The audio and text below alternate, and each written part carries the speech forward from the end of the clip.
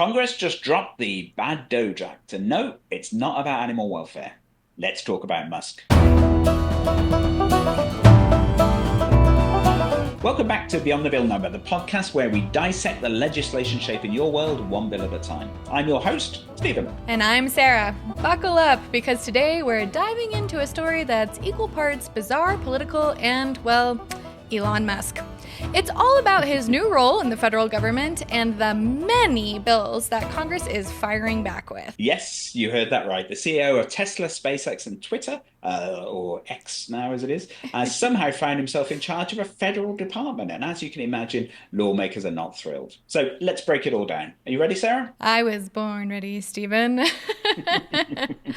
All right, let's first jump into this executive order that is responsible for maybe the weirdest part of 2025. Well, at least the weirdest so far. Yeah. Just before we do that, a quick aside about executive orders. So as everyone knows, executive orders come from the executive, so the president. And Bill Track 50 has just introduced a new tool which allows you to track executive orders and then find federal and state bills which are similar at the click of a button. Ooh. So if you want to know what are the states doing about Doge, or you want to know what are the states doing about tariffs, you just find the executive order, you click similar bills, and there you go. Big long list of all the bills. In fact, we love it so much that it's available for all users. You don't even need to have a Bill Track 50 account. I love it. Okay, so let's get to it then. So how exactly did Elon Musk end up heading a government department? It sounds like it was ripped straight out of a novel. Oh, it definitely has that vibe. So in early 2025, President Donald Trump signed Executive Order 14158, which created the Department of Government Efficiency, or DOGE for short. And I think we can all kind of remember when this came out. This was my first honestly huge eye roll of the entire administration, because Doge is a meme, coin, cryptocurrency situation. And I was just like, where are we and what timeline is this? But okay, here we go. So the goal of this department and kind of this executive order was to streamline the government, cut through the red tape, make federal agencies more efficient. And we all know that sounds good in theory. This is actually something that most people do when they retake over the government from either side. It's, we're going to cut costs, we're going to make it efficient, and we're all pretty much here for that. But here's the kicker. Trump just appoint any bureaucrat to run it. He tapped Elon Musk to take the reins. No Senate confirmation, no public vetting process, nada. So no vetting, no process, no Congress involvement. And this is Elon Musk, the guy with massive business interests, millions in political donations, and enough controversy to fill a library. So how does that even work? And that's exactly the questions that critics have been asking. His formal status is a special government employee, which allows him to work in the government for 130 days without any process. But no one ever really thought that that rule was going to be used for someone in such a powerful role. The fact that Musk was appointed as a private citizen without Senate approval has raised some really major flags, and it immediately blurred the lines between public service and private influence. Musk still controls SpaceX, Tesla, and a bunch of other ventures, and there's a big concern here that his government role could create conflicts of interest. There's been a lot of reporting about SpaceX and NASA and the FAA and all the planes dropping out of the sky. I mean, it's been crazy. And on top of all of that, he donated $250 million to Trump's reelection campaign, which made people wonder, is this about efficiency or kind of payback? Oh, I'm sure it's purely about efficiency. So Elon Musk is overseeing a department that has access to the most sensitive government data, everything from social security records to IRS files. So what could possibly go wrong? Well, exactly. So Doge's sweeping powers and lack of transparency have really alarmed lawmakers, news people, normal citizens, especially considering some of the early actions. Think mass layoffs, hiring freezes, and directives that seemed really retaliatory towards these federal workers who didn't toe the line. Also, the people that he brought in were young. There was no understanding of who was getting what access, what they were doing with it.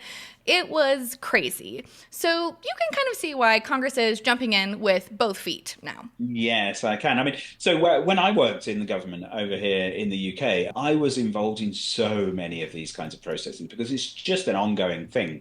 Everybody wants to make the government more efficient. Every time the Hmm. politicians changed, we had yet another incentive to cut the workforce by X amount or whatever. And you approach it in a sensible way. You say, okay, fine. The people who work in these departments draw up a big spreadsheet and they say, these are all the things we do. This is how much money we spend on them. This is how we could cut them back. This is how Yeah. we could get rid of them entirely. And this is what the impact of that would be. You then deliver that to your political masters. They spend a lot of time poring over this and discussing it. Hmm. And then they almost always come back with some relatively minor changes because it turns out most of the people who work in government are actually doing a job that matters, that is needed, and that is there to actually put forward their policies. You know, government Yes. comes in with policies, they want to enact them, they need people to enact them. So you always end up with modest savings, but never really anything dramatic.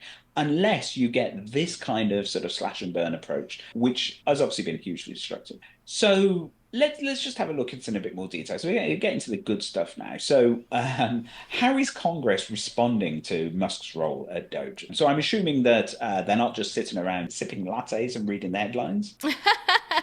Oh no, they're busy drafting legislation faster than Musk tweets. Well, that is the Democrats at least.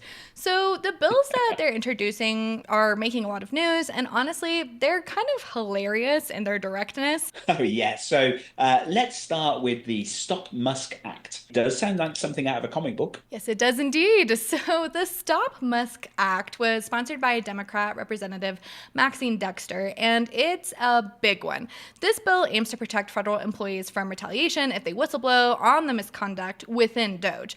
And if you're kind of working in or around Doge and see something that smells fishy, whether it's unethical behavior or just plain outright illegal acts, you now have stronger protections and no demotions, terminations, or reassignments because you dared to speak up. Okay, so it's like a don't mess with the feds bill, but specifically for Doge. Exactly. The bill ensures that civil servants aren't punished for trying to uphold the new law. It's really about protecting the integrity of the federal workforce, especially when leadership is, let's just say, unconventional. It is indeed. All right, so what's the next bill on this Musk busting agenda? So next up is HR 1145, the Nobody Elected Elon Musk Act, brought to you by Representative Melanie Stansbury. And again, in its directness, this bill has brought something bold. It makes Musk personally liable for any legal issues that arise from Doge's actions.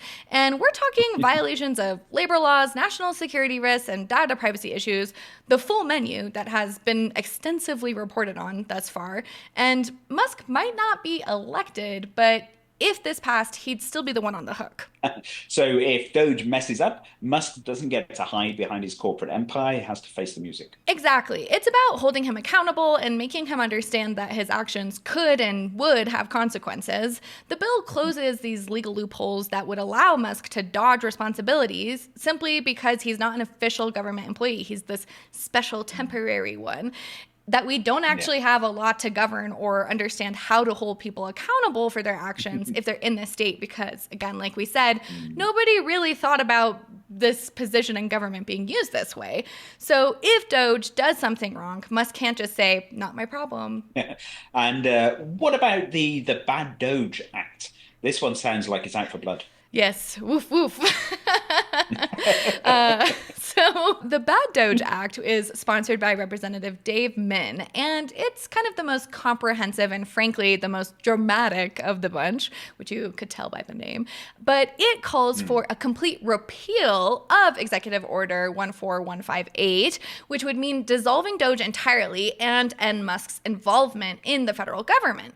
But it doesn't stop there.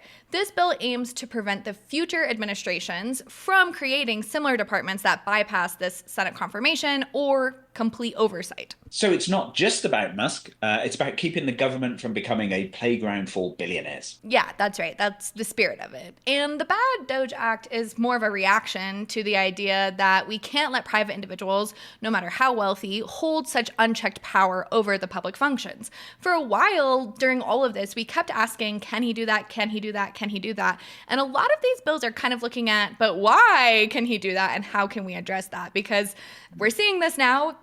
That doesn't mean that if the Democrats take over that we wouldn't see this again, or if the Republicans are still, on their own choo-choo train this way, it's not going to happen again. But it's really about returning to these traditional checks and balances that are supposed to keep power in check in the United States. All right. So we've got three major bills on the table, but I understand that the resolutions are coming in hot too. Oh, yeah. The resolutions are flowing in. Some procedural, some symbolic, but they're all kind of trying to get a piece of this action on Musk. Okay, give me the highlights. All right. First up, we have Senate Resolution 165, and this takes aim at reports that Musk and Trump are planning massive layoffs within the Department of Veteran Affairs. The resolution is pushing really hard back against them, arguing that cutting the VA staff could seriously hurt veterans' access to care. We're talking about real-world consequences for those who served our country. Yeah, so not exactly the kind of efficiency you want to see in a department that deals with healthcare, right? Exactly. And then there's two resolutions, House Resolution 286 and House Resolution 264, that are both aimed at increasing transparency around Doge's use of AI. Congress is pushing for more insight on how Musk's team is using AI in federal operations and questioning who's getting these security clearances. As we all know, AI is trained on data. How is the data that they're training the AI on coming to be, and what are the checks there? Because, when Elon Musk is involved, everyone kind of starts asking questions about who's running the algorithms and who's safe from them. AI in government, definitely a place where you don't want things to get too experimental. You'll remember when we just covered the battle to regulate AI discrimination, and previously we have looked at AI's role in firing nuclear missiles, for example. Let's not automate the nuclear staff with AI. Let's not do that. Let's bring that back again. All right, and then we have House Resolution 186, and this one dives deep into the potential conflicts of interest surrounding Musk and Doge. So lawmakers want records, emails, contracts, internal memos to see if Doge is really just an extension of Musk's business empire and kind of what he's doing behind it. So this isn't just about Musk's role in government then, it's about how much of his private business is leaking into this public sphere. Exactly. There's a very large fear that Doge could end up benefiting Musk's other ventures, and Congress is demanding answers. All right, Sarah. So what's the big takeaway from all these bills and resolutions? Well, one thing's clear. Congress is on high alert, and they're not backing down. Whether it's holding Musk accountable for Doge's actions, or protecting federal employees from retaliation, or questioning the very existence of Doge, lawmakers are demanding transparency and oversight. They're also sending a message. Government power shouldn't rest in the hands of a private individual without proper checks. So do you think any of these bills will actually pass, or is it just this political theatre that we've seen so many times before? It's hard to say. A lot of it is political theater, let's be honest. You can even tell that from the names. But, this Stop Musk Act and the Nobody Elected Elon Musk Act are gaining traction in the House among Democrats, though Republicans are nowhere to be seen yet.